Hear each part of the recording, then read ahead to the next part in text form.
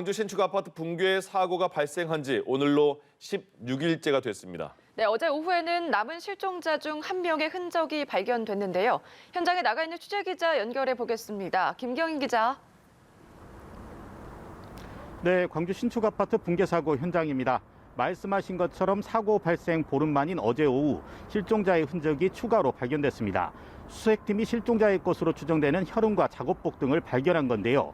작업복 등이 발견된 곳은 지상 27층 동쪽에 있는 2호실 안방 위쪽입니다. 다만 아직도 잔해물이 많이 남아있어 구조까지는 상당한 시간이 더 필요한 상황입니다. 중앙사고수습본부는 타워크레인 부분 해체를 마친 지난 22일부터 본격적으로 상층부 수색을 진행하고 있습니다. 119 구조견에 이어 경찰의 증거 채취견도 새롭게 투입했는데요. 채취견도 실종자가 발견된 27층 2호실 인근에서 반복적인 이상 반응을 보였습니다. 피해자 가족들은 27층을 중심으로 동쪽에 다수 실종자가 존재할 것으로 보고 있습니다. 수색팀은 오늘 27층에 대한 구조 및 상층부 수색 작업에 역량을 집중하고 있습니다.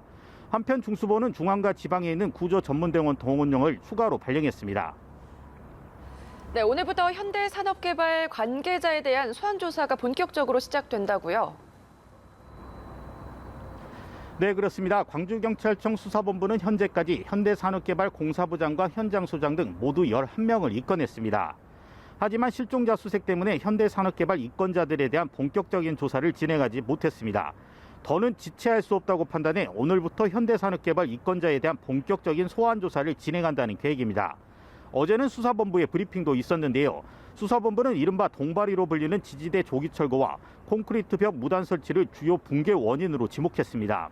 39층 콘크리트 타설 전 규정을 어기고 아래층에 있는 동바리를 모두 철거해 버린 겁니다. 또 설비 공간인 피트층에 설계에 없는 콘크리트 수직벽을 세운 사실도 확인됐습니다. 무게가 수십 톤에 달할 것으로 추정되는데 설치 지점이 붕괴 면적과 겹칩니다. 하청업체 관계자는 모두 현대산업개발 책임자의 지시가 있었다고 경찰에 진술했습니다. 지금까지 광주 신축 아파트 붕괴 사고 현장에서 연합뉴스 TV 김경인입니다.